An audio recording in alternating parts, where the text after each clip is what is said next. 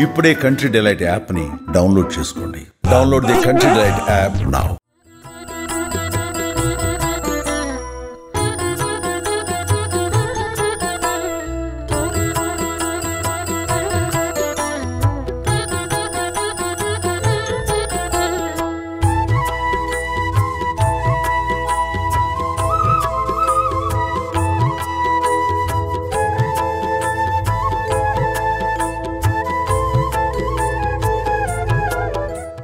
Dasara special ఎపిసోడ్కి స్వాగతం. నమస్తే రమగారు, దసరా శుభాకాంక్షలు. నమస్తే జయ, దసరా శుభాకాంక్షలు. సుమన్ టీవీ ప్రేక్షకులందరికీ దసరా శుభాకాంక్షలు. రమగారు, దసరా అంటే ఎక్కువ రోజులు, దాదాపు ఈ సంవత్సరం అయితే 11 రోజులు జరుపుకునే పండుగ కదండి.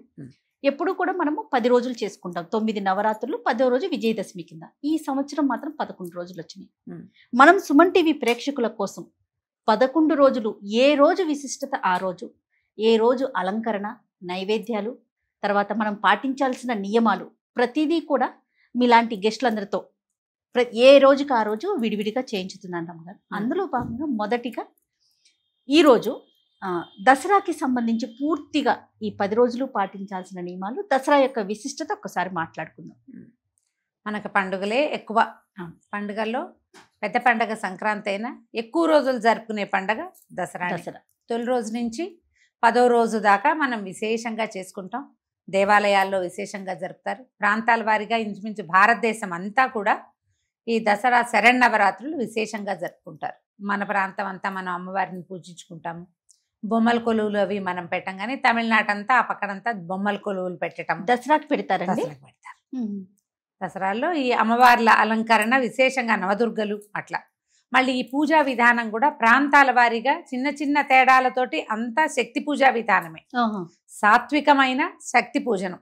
మన ప్రాంతంలో అమ్మవారికి ఒక్కొక్క అవతారం వేస్తాం. కనకదుర్గ ఆలయంలో, మన విజయవాడ ఇంద్రకీలాద్రి కనకదుర్గ అమ్మవారి దేవస్థానంలో అమ్మవారికి రోజుకొక అలంకారం చొప్పున చేస్తారు. దసరా అవతారాలు అని. అక్కడి నుంచి మన శ్రీశైలంలో అమ్మవారి నవదుర్గా స్వరూపంలో చూస్తారు. అక్కడి నుంచి శృంగేరి పీఠాలు ఆ ప్రాంతం అంతా ఏం చేస్తారు, మాతలు వాళ్ళది వేరు, సప్తమాతృకలు. ఓకే, వాళ్ళది ఒక ప్రత్యేకమైన విధానం. కానీ అన్ని చోట్ల అమ్మవారిని పూజించటమే ఇక్కడ కనపడుతుంది. మన బెంగాల్ వైఆర్ ఆ వైపు అంతా కూడా దుర్గా పూజ. మనము ఈ రోజుకొక అలంకారం అని చేసుకుంటాం. అవును, బెంగాల్ వైపు మొత్తం అన్ని రోజులు దుర్గే, అంతా దుర్గా. వాళ్ళు కూడా ఇప్పుడు మనలాగానే 9 రోజులు 10 రోజులు చేస్తారు. మనలాగానే పూజా విధానాల్లో చిన్న చిన్న చిన్న తేడా, ప్రాంతాల వారి తేడాలు ఉంటాయి కదా. ఆ తేడాల ప్రకారం అయినా కూడా అమ్మవారి యొక్క స్వరూపాలనే వివిధ రూపాలలో వివిధ రకాలుగా ప్రాంతాల వారికి ఒక్కొక్క చోట ఉన్న దేవాలయాలు, తర్వాత ఆ ప్రాంతీయమైన ఆచారాలు, అక్కడ పూజా విధానం అట్లా అవలంబిస్తారు. కొన్ని చోట్లేమో చండీ పారాయణ చేస్తారు. నవచండీ సప్తశతి పారాయణము, చండీ పారాయణము. మనమేమో లలితా సహస్రనామం విశేషంగా చదువుకుంటాము. ఇళ్లలో చేసుకుంటున్నా దసరా 10 రోజులు లలితా సహస్రనామ పారాయణ చేసుకుంటాం. ఎంత సులువులో సులువు, తేలికపాటి చిన్నపాటి పూజా విధానమైనా అమ్మవారిది ఏదో ఒక పటం తుడిచి కాస్త బొట్టు పెట్టి రోజు కాస్త ధూపం దీపం నైవేద్యం పెట్టుకుని ఈ 10 రోజులు తేలికపాటి చేసుకుని చివరి 3 రోజులు విశేషంగా చేస్తాం. అవును, 9 రాత్రులు పూజించే విధానం ఒక ప్రత్యేకమైనది. ఈ సంవత్సరము ఒక తిథి ఎక్కువ వచ్చింది. అవును, 10-12 సంవత్సరాలకు ఒక్కసారి ఒక్క తిథి పెరుగుతుంది. ఓహో, మనకి అధిక మాసాలు వస్తాయి కదా జయ, అధిక శ్రావణం, అధిక ఆషాఢం మనకు కనిపిస్తూనే ఉంటాయి కదా. అవును, ఈ మెల్లిగా ఈ తిథులు తిరుగుడులో ఒక 10 ఏళ్లకు ఒకసారి ఇట్లా ఒక తిథి ఎక్కువ వస్తుంది. విజయవాడలో ఏం చేస్తారట, ఈ సంవత్సరము అమ్మవారికి ఒక తిథి ఎక్కువ వచ్చింది కాబట్టి కాత్యాయని స్వరూపం వేస్తారు. కాత్యాయని స్వరూపం మామూలుగా 10 రోజుల అవతారాల్లో నిరుడు ముందరేడు జ్ఞాపకం చేసుకుంటే లేదు, కాత్యాయని లేదు. ఈ సంవత్సరము తిథి ఇంకొకటి ఎక్కువ ఉంది కాబట్టి ఒక అవతారంగా కాత్యాయని స్వరూపాన్ని కూడా చేస్తారు. ఏ రోజు వేస్తారట రమ్మగారు? 4వ రోజు కాత్యాయని స్వరూపాన్ని వెలయిస్తారు. మామూలుగా 5వ రోజు, 5 అనగానే ఇంచుమించు పంచమి వచ్చేయాలి, లలితా పంచమిగా చెప్పుకుంటాం. అవునవును, కానీ ఈసారి 6వ రోజుగా వచ్చింది లలితా పంచమి. అందుకని 4వ రోజే కాత్యాయని స్వరూపం వేసి, 5వ రోజున మహాలక్ష్మి వేసి, 6వ రోజు కానీ పంచమి నాడు లలితా త్రిపుర సుందరి. మామూలుగా చూడు, మొదటి రోజునేమో బాలా త్రిపుర సుందరి వేస్తారు కదా. అవును, ఈ పంచమి నాడు లలితా త్రిపుర సుందరిని వేస్తారు. మొదటి రోజున వేసేది బాలా స్వరూపం, 9 ఏళ్ల బాలిక. 5వ రోజు వేసేది మహాలలిత, ఆవిడ పెద్ద లలితా స్వరూపం కనిపిస్తుంది మనకి. ఏమంటారు, పాశాంకుశాలు, తర్వాత ఏమో చెరుకు విల్లు పుష్పబాణాలు ధరించి ఉంటుంది కదా. ఆ అవతారాన్ని మనం 6 రోజులు లలితా పంచమి నాడు వేస్తారు. ఇప్పుడు ఇదేంటంటే మనం ఏదో ఒక దేవాలయ విధానాన్ని అవలంబిస్తాం, వారి వెనకాల వెళ్తాం. అవును. మన ఇంట్లోనే ఒక విధానం ఉందనుకో, ఆ విధానం ప్రకారం వెళ్తాం. లేదా ఏ గురువుగారు ఎవరన్నా మన చుట్టుపక్కల ఉన్న దేవస్థానాల్లో అమ్మవారిని స్వరూపం బోర్డో పెడతారు, ఇవాళ ఇది వేస్తాము ఇది వేస్తామని. కొన్ని న్యూస్ పేపర్స్లో ఇవాళ అవతారం ఫోటో వేసి రేపటి అవతారానికి ఏమిటి ఆవిడకి ఏం నివేదన పెట్టాలో కూడా కొన్ని న్యూస్ పేపర్లు కూడా ఇన్ఫర్మేషన్ ఇస్తాయి. మనకి బుక్స్ ఉన్నాయి కదా రమ్మగారు, ఆదివారం వచ్చేవి, వాటిలో కూడా ఇచ్చేస్తాయి. సాక్షి, ఆంధ్రజ్యోతి, ఇట్లా అన్ని బుక్స్ లో కూడా మొత్తం అన్ని అవతారాలు, Line గా నైవేద్యాలు, రంగు, కలరు అన్ని పూర్తి కథను ఇచ్చేస్తారు. అదొక విధానం. మన ఇళ్లలోనే ఏటా దసరా శరన్నవరాత్రి ఉత్సవాలు జరుపుకునే అలవాటు ఉంటే మన అలవాటుని ప్రకారం మన అలవాటైన విధానం, స్వరూపాన్ని వెలయించుకోవటం, అవతారాన్ని గురించిన పూజా విధానం మన ప్రకారం మనం చేస్తాం. లేదా ఏదో ఒక దేవాలయాన్ని అనుసరించి వెళ్తాం. ఇదేంటంటే పశుత్వం మీద దైవత్వం సాధించిన విజయం, రాక్షసత్వం మీద దైవం సాధించిన విజయం. ఎప్పుడు కూడా వెలుతురు వెనకాల చీకటి ఉంటుంది. ఖచ్చితంగా ఏదైనా ఒక వ్యక్తి నిలబడితే అతడి నీడ లేకుండా ప్రపంచం నడవదు. ఈ నీడలే రాక్షసత్వము, పశుత్వము. అలాంటి రాక్షసత్వాన్ని, పశుత్వాన్ని అమ్మ ఎట్లా జయించింది ఈ 10 రోజుల వరసలో మనం రోజుకొక్క స్వరూపం చొప్పున చూస్తాం. అయితే ఇప్పుడు మనం చెప్పుకునే దసరా కథలన్నీ ఒకేసారి లైన్గా రోజుకొక రాక్షసుడిని సంహరించిందని చెప్పడానికి వీల్లేదు. రకరకాల వాట్లల్లో అంటే ఒకసారి ఒక యుగంలో జరిగింది, తర్వాత యుగంలో జరిగింది, ఆ తర్వాత యుగంలో జరిగింది, అన్నిటినీ క్రోడీకరించి 10 రోజుల్లో రోజుకొక స్వరూపం చొప్పున మనం చెప్పుకుంటాం. చివరి 3 రోజులు కొంతమంది ఏం చేస్తారు, ఈ మొదట అన్ని రోజులు చేయకుండా చివరి 3 రోజులు చేసుకుంటాం. త్రిరాత్ర వ్రతం అంటారు, 3 రాత్రుల వ్రతం. సప్తమి, అష్టమి, నవమి ఈ 3 రోజులు చేసుకుంటాం. మన ఇష్టం. మూలా నక్షత్రం నుంచి మొదలుపెట్టి 5 రోజులు చేసుకునేది కూడా ఉంటుంది. సరస్వతీదేవిని మూలా నక్షత్రం రోజున పూజిస్తాం. అవును. ఆ రోజు నుంచి మొదలు పెట్టుకుని ఒకవేళ సప్తమి నాడు వస్తే అది కూడా కలుస్తుంది అనమాట. సప్తమి, అష్టమి, నవమి, దశమి తర్వాత ఇంకా అక్కడికి పూర్తి చేసేసుకుంటాం. అమ్మవారిని కలశ స్థాపన చేయటం విశేషంగా ఎలా చేసుకోవచ్చు, ఒక కలశాన్ని స్థాపించి మొదటి రోజుని, ఆ రోజు నుంచి నిత్యం పూజా విధానం, 2 పూట్ల పూజ, తర్వాత కొంచెం శుభ్రంగా మడితోటి అవి ఇవి ముట్టుకుని అటు ఇటు వెళ్ళిపోకుండా అమ్మవారికే శ్రద్ధగా ఏదైనా ఆహారం పదార్థాన్ని ప్రసాదం తయారు చేసుకుని నివేదన చేసుకోవటం, షోడశోపచారాలు చేయటం అమ్మకి. ఈ ఉపచారాలు చేసి చక్కగా మనం వండిన నివేదనలు అమ్మవారికి నైవేద్యం పెట్టుకోవటం, ఏ ప్రసాదాన్ని మనం వండుతామో అది నివేదన చేసుకోవటం, తర్వాత ప్రసాద వినిమయం చేయటం. ప్రసాదాలు మిగిలిపోవటము, ఇవాళది రేపు తినటము, ఇవాళది రేపు ఇవ్వటము లాంటి పొరపాట్లు చేయకూడదు. చిన్న జాగ్రత్తలు వహిస్తే మామూలుగా మనకు ఒక భయం ఉంటుంది, అమ్మవారి జోలికి వెళ్తే నెత్తడి చేస్తుంది. అవునండి, ఊరుకోదని ఈ భయం ఎప్పుడూ ఉంటుంది. ఎవరమ్మైనా అలాగే ఉంటుంది కదా, అమ్మ ఒప్పుకోదన్న భయం మనకి ఎప్పుడూ ఉంటుంది. జాగ్రత్తగా చేయి, సరిగ్గా చేయాలి, క్రమశిక్షణతోటి చేయాలి. ఏటా ఒక విధానాన్ని అవలంబించటమే మంచిది. లేదా ఏటా ఒక గురువు గారినే ఫాలో అండి. గురుగారు ఈ సంవత్సరం ఏం చెప్తే అదే కథ. ఒక పీఠం, ఒక మఠాన్ని, ఒక దేవాలయాన్ని, ఒక పుస్తకాన్ని, ఒక పెద్దవారిని ఎవరైతే అది ఆ విధానాన్నే పాటించాలి. ఇవాళ ఇక్కడిది రేపు ఇంకెక్కడదో అట్లా పెట్టుకోవద్దు. అదేదో వెరైటీగా లాంటి భావాలలోకి వెళ్ళబోకండి. పూజా విధానం ఏంటంటే మనం ఇప్పుడు చేసేదంతా ఏం చేయాలి, సాత్విక ఆరాధన, విగ్రహారాధన. ఒక స్వరూపాన్ని చూస్తూ ఆమె మీద దృష్టి నిలిపి ఆమెకి ఈ ఫలానా రకమైన ఉపచారాలు సమర్పించి ఇంత నివేదనని ఇచ్చి ఆమె మనని కాపాడుతుందని నమ్మి పూజ చేస్తాం. అవునండి. ఇప్పుడు ఏటా క్రమంగా ఏమవుతుంది, ఆ స్వరూపం అక్కడ లేకపోయినా విధానం అదే ఉంటుంది. ఖచ్చితంగా మనం అదే ఇప్పుడు విగ్రహారాధన ఎందుకు మొదలు పెట్టించారు, అసలు మన చేత మనకి ఇంత స్వరూపం లేకపోయినా పర్వాలేదు, దృష్టి నిలవాలి మనకి. ముందేమో రకరకాల కోరికలతోటి ఏవో చెప్పుకుంటాం, ధర్మార్థ కామమోక్ష చతుర్విధ ఫల పురుషార్థ సిద్ధ్యర్థం, మనోవాంఛాఫల సిద్ధ్యర్థం, కుమారయోహ సర్వతోముఖాభివృద్ధ్యర్థం, అంతే కదా. కుమారులకు పెళ్లిళ్ళు కావాలి, వివాహ సిద్ధ్యర్థం, సత్సంతాన శుభఫలాభాప్త్యర్థం, ఎన్ని చెప్పుకుంటాం. ఇవన్నీ కోరుకుంటారు, మానవ సహజమైనవి. ఒక విధానంతో వెళ్తూ ఇవి కోరుకునే స్థితి నుంచి క్రమంగా ఇవేవి నాకు అక్కర్లేదనే స్థితికి మనని ప్రయాణం చేయిస్తుంది ఆ స్వరూపం.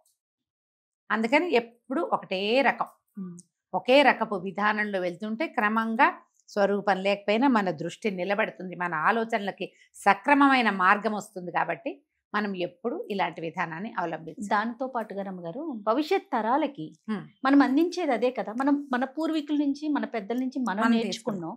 ఒకటే విధానాన్ని మనం పాటిస్తూ ముందుకు వెళ్తే తర్వాత జనరేషన్కి ఈ పద్ధతి అనేది అలా ముందుకు సాగిపోతూ ఉంటుంది కదండి. అవును, కాలం రకరకాలుగా మారిపోతుంది. అన్నీ మారచ్చు, కానీ కొన్ని మారకూడదు.